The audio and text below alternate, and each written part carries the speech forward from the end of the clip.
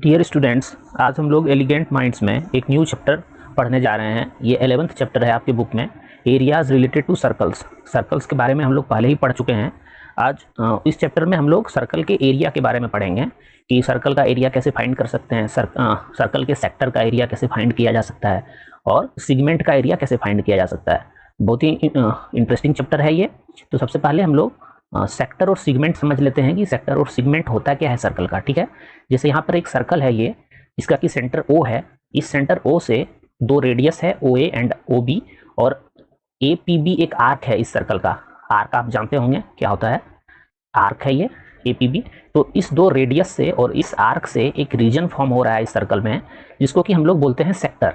ठीक है, अच्छा, इसको माइनर सेक्टर बोला गया है क्योंकि इसी दो रेडियस से, radius O A and O B से और आर्क ए पी बी से ये सेक्टर फॉर्म हुआ था, और इसी दो रेडियस से और इस आर्क से, तो यहाँ पर हम इंडिकेट कर रहे हैं, इस आर्क से एक और रीजन फॉर्म हो रहा है इस सर्कल में, इस रीजन में।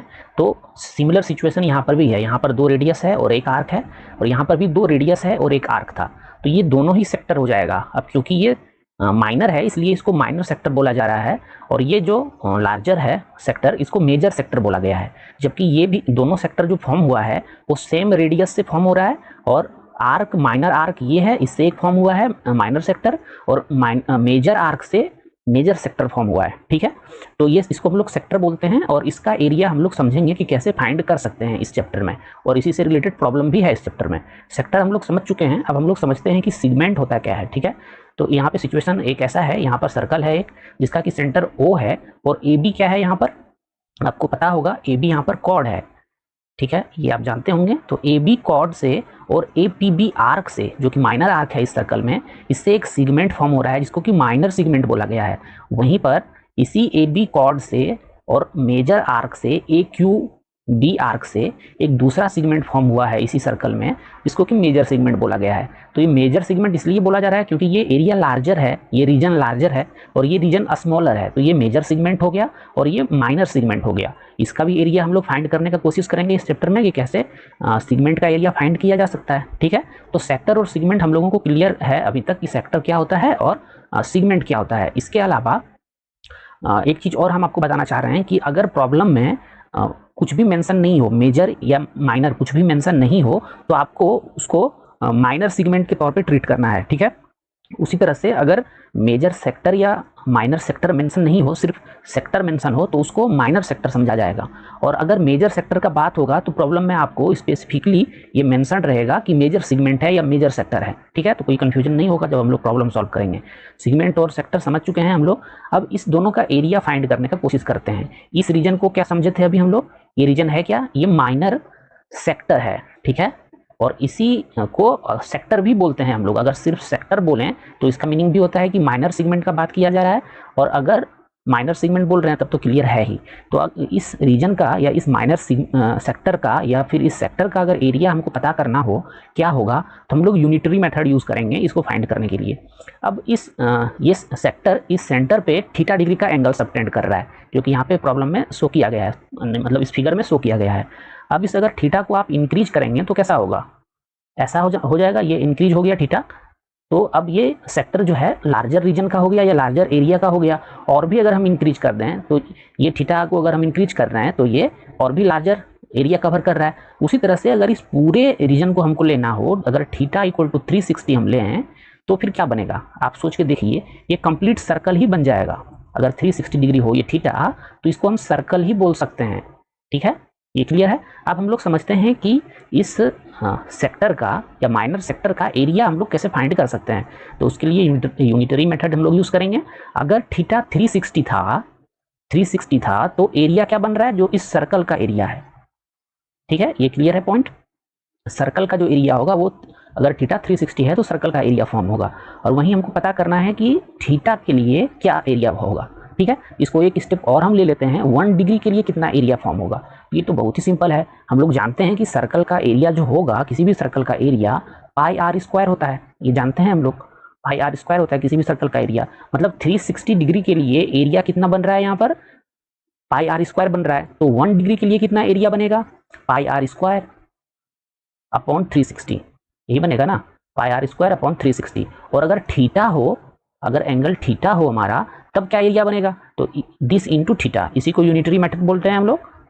इसका मतलब है कि अगर हमको सेक्टर का एरिया फाइंड करना हो तो हमको ये पता होना चाहिए कि वो सेक्टर सेंटर पे कितने डिग्री का एंगल सबटेंड कर रहा है। अगर वो थीटा डिग्री का एंगल सबटेंड कर रहा है तो हम लोग इस फॉर्मूला से, जो कि सर्कल का एरिया का फॉर्मूला है, इंटू थीटा अपॉन 360 से हम लोग उस सेक्टर का एरिया फाइंड कर सकते हैं।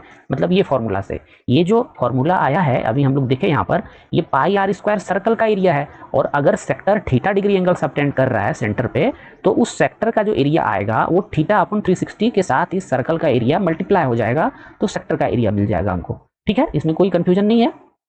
तो हम लोग सेक्टर का एरिया समझ चुके हैं, कैसे फाइंड करेंगे। अब हम लोग सिगमेंट का उससे पहले हम लेंथ ऑफ आर्क समझ लेते हैं। जो आर्क हम लोग, जैसे यहाँ पर ए पी बी एक आर्क है, इसका अगर हमको लेंथ पता करना हो तो कैसे पता कर सकते हैं। तो इसके लिए भी हम लोग यूनिटरी मेथड यूज करेंगे, जो अभी हम लोग देखे थे। ये पूरा सर्कल का जो सरकमफ्रेंस होगा उसका लेंथ कितना होगा, 2 पाई आर होता है। किसी भी सर्कल का सरकमफ्रेंस 2 पाई आर होता है। तो ये 2 पाई आर कब होगा, जब 360 डिग्री का एंगल बन रहा हो सेंटर पे, तो उसका लेंथ जो होगा या सरकमफ्रेंस जो होगा 2 पाई आर होगा। और अगर 1 डिग्री का एंगल बन रहा हो तब क्या होगा length of that arc, 2 pi R तो पूरा कंप्लीट सर्कल का था, और हमको 1 डिग्री का चाहिए तो डिवाइडेड बाय 360 हो जाएगा ये। और अगर कोई स्पेसिफिक थीटा डिग्री के लिए अगर हमको फाइंड करना है तो बस इसी को हम थीटा से मल्टीप्लाई कर देंगे। मतलब सेम चीज़ हो रहा है। अगर हमको सेक्टर का एरिया चाहिए तो सर्कल के एरिया के साथ हम थीटा अपॉन 360 को मल्टीप्लाई कर देंगे। और अगर हमको आर्क का लेंथ चाहिए तो सर्कल के सरकमफ्रेंस को थीटा अपॉन 360 से मल्टीप्लाई कर देंगे, वही यहाँ पर है। तो इस तरह से हम लोग लेंथ ऑफ आर्क पता कर सकते हैं। अगर ये arc A P B theta degree subtend कर रहा है सेंटर पे, तो हम लोग इस फॉर्मूला का यूज़ करके इस आर्क का ए पी बी का लेंथ फाइंड कर सकते हैं। ठीक है, अब सिगमेंट का एरिया समझते हैं कैसे फाइंड किया जा सकता है। ठीक है, अब अगर इस सिगमेंट का एरिया हमको पता करना हो, ये जो रीजन यहाँ पे शेडेड रीजन है ये सिगमेंट है, हम लोग समझे थे माइनर सिगमेंट है। इसका अगर एरिया हमको चाहिए तो सेक्टर का एरिया पहले फाइंड कर लेंगे। ओ ए पी बी ये एक सेक्टर है इस सर्कल में जो कि थीटा डिग्री सबटेंड कर रहा है। और सेक्टर का एरिया तो हम लोग आसानी से फाइंड कर सकते हैं, थीटा अपॉन, जो अभी हम लोग देखे, theta upon 360 into area of this circle 2 pi R square, sorry 2 pi नहीं, पाई आर स्क्वायर। ठीक है, पाई आर स्क्वायर ये हो जाएगा इस सेक्टर का एरिया। इस सेक्टर के एरिया में अगर हम इस ट्रायंगल के एरिया को सब्ट्रैक्ट कर दें तो फिर हमको सिगमेंट का एरिया मिल जाएगा। तो हम यही कंसेप्ट यूज करेंगे कि सेक्टर का एरिया पहले फाइंड कर लेंगे, इसमें एरिया ऑफ ट्रायंगल सब्ट्रैक्ट कर देंगे। अब इस ट्रायंगल का एरिया जैसे भी हमको फाइंड करना हो हम लोग फाइंड कर लेंगे, और इस ट्रायंगल के एरिया को सब्ट्रैक्ट कर देंगे तो हमको एरिया ऑफ दिस सिगमेंट मिल जाएगा।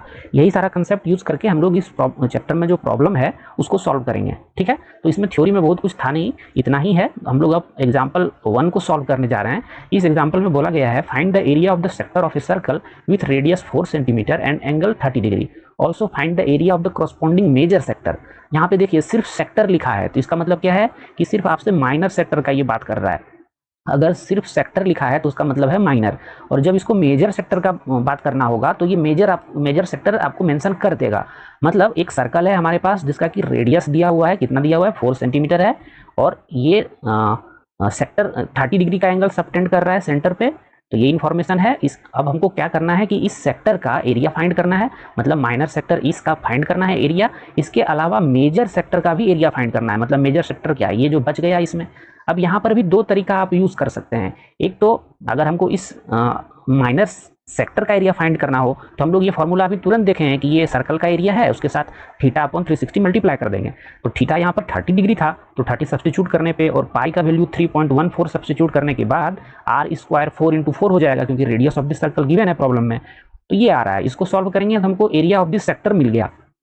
अब इस सेक्टर का एरिया मिलने के बाद अब हम मेजर सेक्टर का जो एरिया फाइंड करेंगे वो 2 तरीका से कर सकते हैं। ये पूरा पहले इस ऐसे देख लेते हैं, इस पूरा सर्कल का एरिया क्या होगा, पाई आर स्क्वायर होगा। उसमें अगर हम माइनर सेक्टर के एरिया को सब्ट्रैक्ट कर दें तो हमको मेजर सेक्टर का एरिया पता चल जाएगा। तो माइनर सेक्टर का एरिया हम लोग फाइंड कर चुके हैं, और इस सर्कल का एरिया फाइंड करने के लिए पाई आर स्क्वायर यूज़ कर लेते हैं। फिर से पाई का 3.14 वैल्यू यूज़ किया गया और आर का वैल्यू 4 यूज़ किया गया, तो 4 इंटू 4 16 हो गया। और एरिया ऑफ माइनर सेक्टर का ये हमारा वैल्यू आ गया था, तो इसको सब्ट्रैक्ट कर देते हैं तो मेजर सेक्टर का एरिया निकल के आ गया हमारा।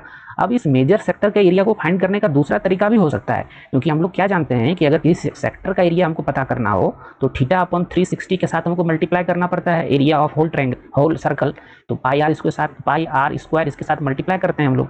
अब अगर थीटा हमको पता होगा तो हमको ये फॉर्मूला यूज करके भी पता कर सकते हैं। तो हमको मेजर सेक्टर का एंगल पता करने के लिए क्या करना होगा, ये पूरा कंप्लीट एंगल कितने डिग्री का होगा, 360 डिग्री का होगा। तो 360 में जो माइनर सेक्टर का एंगल है 30 डिग्री, उसको सब्ट्रैक्ट कर देते हैं तो ये 330 डिग्री निकल के आ जाएगा। अब इसी 330 को हम यहाँ पे थीटा के प्लेस पे यूज कर लेंगे, तो इस तरह से भी हम मेजर सेक्टर का एरिया पता कर सकते हैं, जो कि इतना ही आएगा। तो इस दोनों तरीका से आप पता कर सकते हैं, या तो इस माइनर सेक्टर का एरिया पहले फाइंड कर लीजिए, फिर इस सर्कल का एरिया फाइंड कर लीजिए, और सर्कल के एरिया में इस माइनर सेक्टर के एरिया को सब्ट्रैक्ट कर देंगे अगर हम, तो मेजर सेक्टर का एरिया पता चल जाएगा। या फिर मेजर सेक्टर कितना डिग्री का एंगल सबटेंड कर रहा है सेंटर पे, वो पता कर लेते हैं, 360 माइनस 30 डिग्री। उसके बाद हम सेक्टर का जो फॉर्मूला है वो लगा करके हम मेजर सेक्टर का एरिया पता कर सकते हैं। ठीक है, वही यहाँ पर सॉल्व किया गया है। एंगल फाइंड करके भी आप मेजर सेक्टर का एरिया पता कर सकते हैं। अब इसका सेकेंड एग्जाम्पल हम देखने जा रहे हैं। सेकेंड एग्जाम्पल में क्या बोला जा रहा है, ये एग्जाम्पल इंपॉर्टेंट है। Find the area of the segment AYP, मतलब AYP सेगमेंट कौन सा है, ये है, देखिए AYB है, सॉरी AYB सेगमेंट ये है, इसका एरिया हमको चाहिए, ये सेगमेंट है। तो इसको कैसे पता कर सकते हैं, और इन्फॉर्मेशन क्या है, radius of the circle 21 centimetre है, और सेक्टर, ये सेक्टर कितने डिग्री का एंगल सबटेंड कर रहा है, 120 डिग्री का एंगल सबटेंड कर रहा है। तो यहाँ पर हम क्या करेंगे, सबसे पहले सेक्टर का एरिया पता करते हैं। ठीक है, एरिया ऑफ सेक्टर में क्या करेंगे, एरिया ऑफ ट्रायंगल सब्ट्रैक्ट कर देंगे, तो हमको एरिया ऑफ दिस सेगमेंट मिल जाएगा। ठीक है, तो एरिया ऑफ सेक्टर निकालने के लिए हम लोग फिर से वही फॉर्मूला यूज करेंगे, theta upon 360 into pi R square.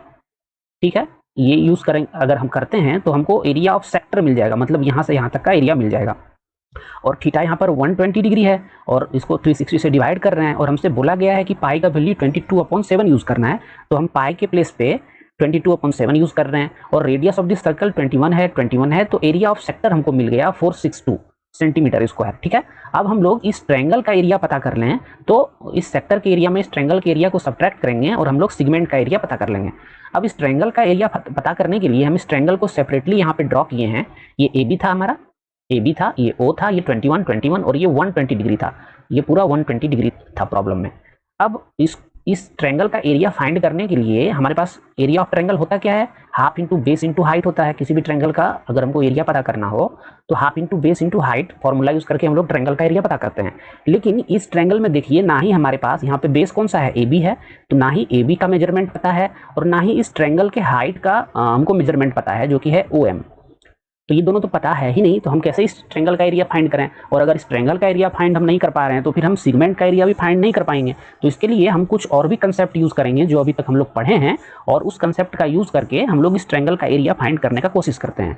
तो सबसे पहले हम क्या करेंगे, इस दोनों ट्रायंगल को, ये जो ट्रायंगल है और ये जो ट्रायंगल है, इस दोनों को कंग्रुएंट प्रूव करते हैं। तो कंग्रुएंट के लिए हम लोग RHS कंग्रुएंसी पढ़े हुए हैं 9th क्लास में, जो आप समझ रहे होंगे क्या होता है। अगर दो ट्रायंगल में दो एंगल कॉरस्पॉन्डिंग, दो एंगल राइट एंगल हो, और उस दोनों ट्रायंगल का हाइपोटेनियस इक्वल हो, और उस दोनों ट्रायंगल का एक साइड इक्वल हो, तो वो दोनों ट्रायंगल कंग्रुएंट हो जाता है। ठीक है, तो यहाँ पे हो क्या रहा है कि OM जो है कॉमन है इस दोनों ट्रायंगल में, OM साइड इस दोनों ट्रायंगल में कॉमन है। इसके अलावा हम जो ये ड्रॉ किए थे, OM को परपेंडिकुलर ड्रॉ किए हैं AB पे कंस्ट्रक्शन से, तो 90 डिग्री ये भी है और ये भी 90 डिग्री हो जाएगा। तो हमारा एक एंगल राइट एंगल हो गया, और हाइपोटेनियस इसका क्या हो जाएगा, रेडियस हो जाएगा। 90 डिग्री के सामने कौन सा साइड है, OB है, यही हाइपोटेनियस होगा।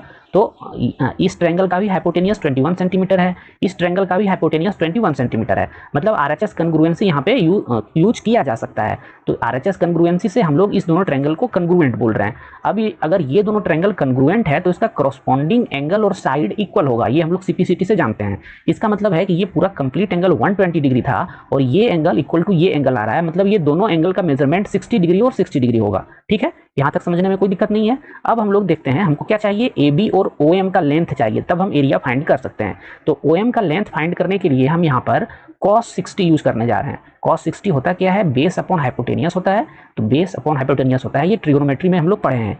तो इस 60 डिग्री के लिए या इस ट्रायंगल में देखिए, इस 60 डिग्री के लिए बेस कौन सा हो जाएगा, इस 60 डिग्री के लिए बेस OM हो जाएगा, और हाइपोटेनियस इसके लिए क्या हो जाएगा, OA हो जाएगा। तो base upon hypotenuse OM upon OA हो गया, cos 60 का ये वैल्यू होगा। और cos 60 का वैल्यू हम लोग जानते हैं होता कितना है, हाफ होता है।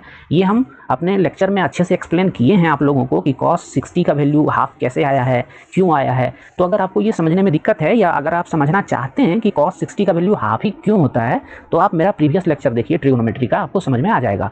अब OM के प्लेस पे हम OM हमको पता नहीं है, हमको ये पता करना है OM। यही हाइट है ना इस ट्रायंगल का। तो ओ एम पता करने के लिए इसको एक्स सेलेक्ट कर लेते हैं, और ओ ए रेडियस ऑफ द सर्कल था तो वो 21 सेंटीमीटर गिवन है। कॉस 60 का वैल्यू हाफ होता है, तो सभी का वैल्यू सब्सटीट्यूट कर दिए और क्रॉस मल्टीप्लाई कर दिए, तो हमारे पास एक्स का वैल्यू यहाँ से निकल के आ गया 21/2 सेंटीमीटर। ठीक है, मतलब हाइट ऑफ दिस ट्रायंगल हमको पता हो गया 21/2 सेंटीमीटर।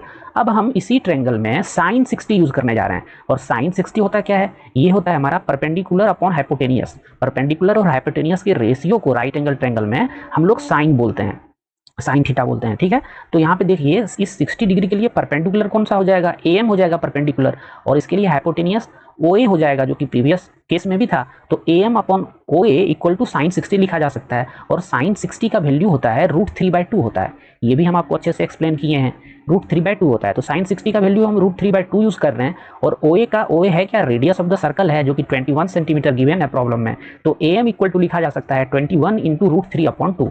मतलब हमको ए एम पता चल गया यहाँ से यहाँ तक, जो कितना आया है 21 इंटू √3/2 ये आया है। अब ए एम और एम वी ये दोनों इक्वल होगा, क्यों होगा, क्योंकि ये दोनों ट्रायंगल को हम लोग कन्ग्रुएंट प्रूव कर चुके हैं। मतलब अगर जितना लेंथ ए एम का होगा उसको अगर हम 2 टाइम्स कर दें तो ए बी का लेंथ हमको पता चल जाएगा। तो ए बी का लेंथ पता करने के लिए इसको हम 2 से मल्टीप्लाई कर दिए, 2 से मल्टीप्लाई कर दिए तो हमको ये ए बी का लेंथ पता चल जा रहा है। A B equal to 2am होगा, क्योंकि ये दोनों ट्रायंगल कन्ग्रुएंट है। और ए बी इक्वल टू लिखा जा सकता है 2 इंटू 21/2 इंटू √3, जो कि हमको फाइनल वैल्यू दे रहा है 21 √3 सेंटीमीटर।